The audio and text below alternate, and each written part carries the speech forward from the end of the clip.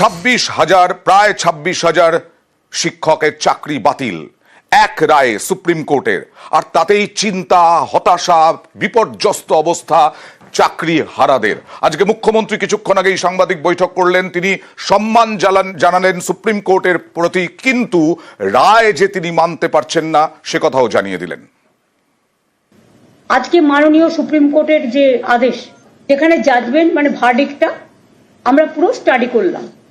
As a citizen of this country I have every right. আমি কিন্তু জাজকে respect করে বলছি, আমি জাজমেন্টটা মেনে নিতে পারছি না। আমাদের নিয়ম হচ্ছে judiciary, we cannot criticize the জাজ as such, but I can express some opinion about the verdict. এরপরে বিজেপিকে তীব্র আক্রমণ করলেন শিক্ষা ব্যবস্থা টার্গেট বিজেপির, এমনটাই অভিযোগ মমতা বন্দ্যোপাধ্যায়ের। শিক্ষা ব্যবস্থাকে বিপর্যস্ত করতে বাম বিজেপির চেষ্টা বলেও আক্রমণ মমতা বন্দ্যোপাধ্যায়ের। আত্মরক্ষার জন্য তো একটা সুযোগ দেওয়া উচিত। ভুলে যাবেন না, এরা সবাই স্কুলে পড়ায়, স্কুলগুলোর কি হবে? এডুকেশন সিস্টেমটাকে কোলাপস করা কি বিজেপি গভর্নমেন্টের টার্গেট? বাংলাকে আর কত টার্গেট করবে? আমাদের এই কেসে তো CBI education, the then education মিনিস্টারকে জেলে রেখে দিয়েছেন, আজকে অনেক দিন হয়ে গেল। ওই সে নিয়ে তো আমরা একটা কথাও কখনো বলিনি। তো একই অপরাধীর কবার শাস্তি হয়? আর মনে রাখবেন, school service commission is autonomous body, we never interfere আর উই ডোন্ট ইন্টারফেয়ার। আর এই মামলা নিয়ে বিকাশ রঞ্জন ভট্টাচার্য সিপিআইএম নেতা তথা আইনজীবী, তাকেও তীব্র আক্রমণ করলেন, শুধু না কটাক্ষও করলেন মমতা বন্দ্যোপাধ্যায়। আর আমি অবাক হয়ে যাই, এখানে কেসটা করেছিলেন কে? বিকাশ বাবু। তিনি তো পৃথিবীর সবচেয়ে বৃহত্তম লয়ার। তাকে কেন তিনি এখনো নোবেল প্রাইজ পাচ্ছেন না আমি জানি না। পাওয়া উচিত। ভাবছি একটা রেকমেন্ডেশন করব। বিজেপিকে আক্রমণ, শিক্ষা ব্যবস্থাকে বিপর্যস্ত করতে বাম বিজেপির চেষ্টা, বাংলাকে পিছিয়ে দেওয়ার চক্রান্ত বলেও আক্রমণ।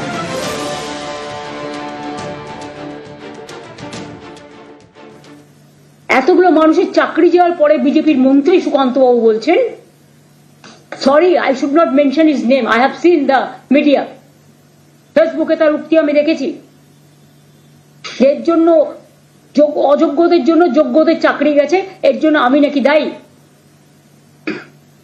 তো আপনারা প্রথমে যখন কেস করলেন একবার ভাবলেন না কারা যোগ্য আর কারা অযোগ্য? সেটা তো গভর্নমেন্টকে ভাবতেও দিলেন না। আপনারা নিজে যোগ্য তো? সবসময় বাংলাকে কেন টার্গেট করা হবে? কি দোষ করেছে বাংলার ছেলে মেয়েরা? আর সুপ্রিম কোর্টের নির্দেশ অনুযায়ী, রায় অনুযায়ী 3 মাসের মধ্যেই নিয়োগ প্রক্রিয়া শেষ করা হবে বলেও জানিয়ে দিলেন মুখ্যমন্ত্রী Mamata Bandyopadhyay. Will accept the supreme court judgment. ওরা বলেছে 3 মাসের মধ্যে প্রসেস করতে, আমরা করে দেবো।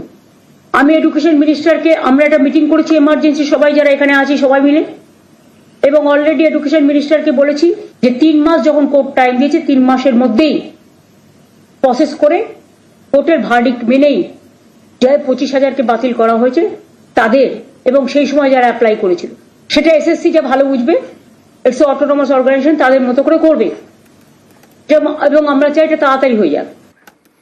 সকাল 10:30টায় রায়, এক রায়ে 26,000 চাকরি বাতিল। আর তারপরেই নেমে এলো অন্ধকার। এই 26,000 যারা চাকরি হারা, বিশেষ করে তারা দাবি করছেন তারা যোগ্য, তাদের কাছে ওয়েমার আছে, তারা কিভাবে অযোগ্যদের সঙ্গে এক হয়ে গেলেন? আমরা অনেক রকম ব্যাখ্যা শুনেছি বিভিন্ন আইনজীবীর মাধ্যমে, এবং আমরা রিপোর্টারদের কাছ থেকেও, আমাদের প্রতিনিধিদের কাছ থেকেও ব্যাখ্যা আপনাদের কাছে তুলে ধরেছি যে কেন যোগ্য অযোগ্য একসাথে চাকরি বাতিল হলো। অযোগ্যদের ক্ষেত্রে সুদ সহ 12% সুদ সহ টাকা ফেরত, বেতন ফেরত যতদিন চাকরি করেছেন, আর যোগ্যদের ক্ষেত্রে আরও একবার পরীক্ষায় বসা। কিন্তু চাকরি হারারা এখন বিপর্যস্ত, কান্নাকাটি। বিভিন্ন স্কুলে এই শহীদ মিনারের নিচে যারা বসে আছেন তারাও কান্নাকাটি করছেন, বিপর্যস্ত, কি করবেন ভেবে পাচ্ছেন না।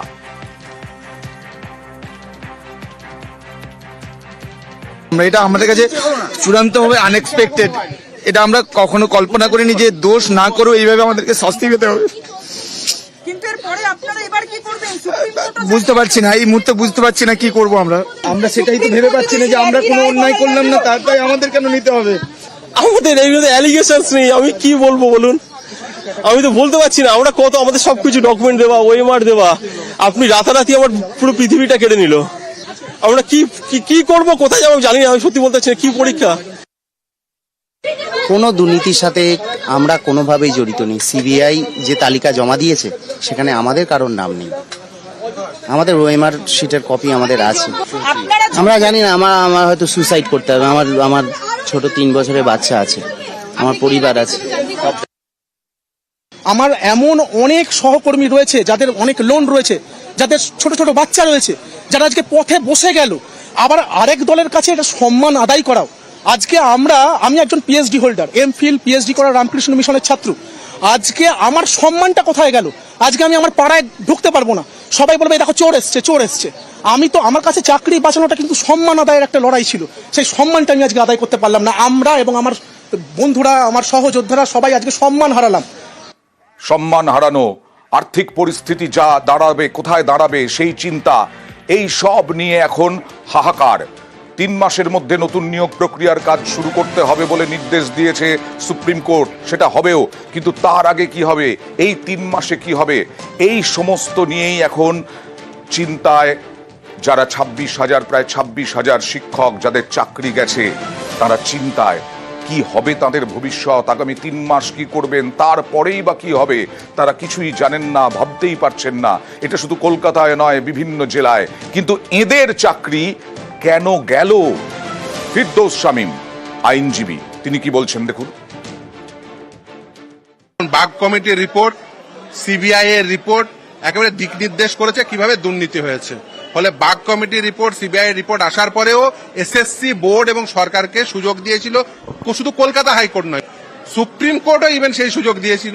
সুপ্রিম কোর্টের সামনে তাদের রিটেন সাবমিশন যদি দেখেন, 3টে আর্টিকেল 12 অথরিটি, সরকার, বোর্ড এবং এসএসসি, 3 জনের 3 রকম তথ্য। একজন বলছে 5,485, একজন বলছে 5,189, একজন বলছে 4,327। এসএসসি এবং মধ্যশিক্ষা পর্ষদের যদি তথ্যটা মিলে যেত তাহলে কি একটা অযোগ্য বাছাই করা, চিহ্নিত করা যেত? অবভিয়াসলি, যদি দেখুন 3টে জিনিস হলে এটা সম্ভব হতো। এক, যদি মিরর ইমেজ রাখতো। দ্বিতীয় হচ্ছে যারা যদি সঠিক তথ্য দিত, এবং নিয়ম মেনে যারা যদি নিয়োগ করতো। নিয়ম মেনে নিয়োগ করলে তো এটা বাতিলই হতো না। যোগ্য অযোগ্য, অনেকেই প্রশ্ন তুলছেন, যোগ্য অযোগ্য সবাই একসাথে কেন হয়ে গেল, কেন সবার চাকরি গেল?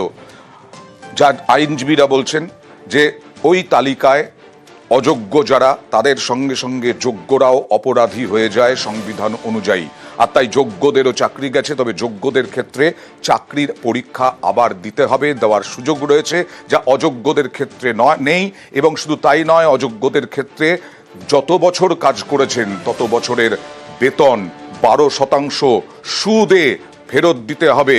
কি বললেন গোপা বিশ্বাস আইনজীবী মামলাকারীদের, দেখুন।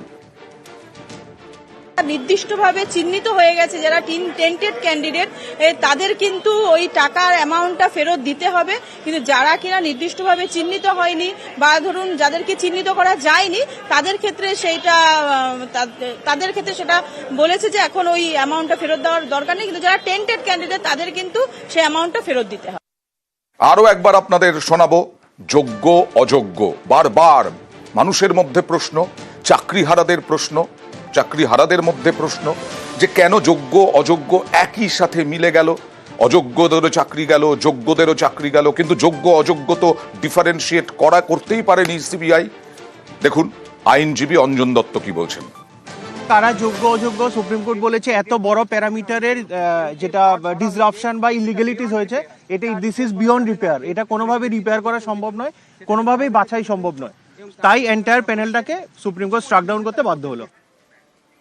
আর 26,000, প্রায় 26,000 চাকরি বাতিলে একজনের চাকরি বাতিল হয়নি, বহাল রইল। তিনি হচ্ছেন সোমা দাস, বীরভূমের সোমা দাস।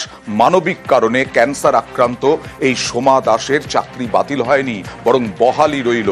এই সোমা দাসও খুশি নন, কারণ তার সহকর্মীদের চাকরি গেছে অনেকেরই। এই রায়টা সত্যি কখনোই কাম্য ছিল না, কারণ আমাদের প্রথম থেকে দাবি ছিল, আমি যখন আন্দোলনের সঙ্গে যুক্ত ছিলাম তখন একটাই দাবি ছিল যে আমাদের যারা যোগ্য বঞ্চিত প্রার্থী তারা যেন আমরা চাকরি আমাদের ফিরে পাই। আর শিক্ষা ব্যবস্থাটাকে দুর্নীতিমুক্ত করতে হবে, কারণ আমরা ভুক্তভোগী ছিলাম, কিন্তু এটা কখনোই চাইনি যে যারা সঠিকভাবে যোগ্যতার পরীক্ষা দিয়ে যারা চাকরি পেয়েছে তাদেরও চাকরিটা চলে যাবে এবং তাদের জীবনটা বিপন্ন হয়ে যাবে, এটা কখনোই চাইনি।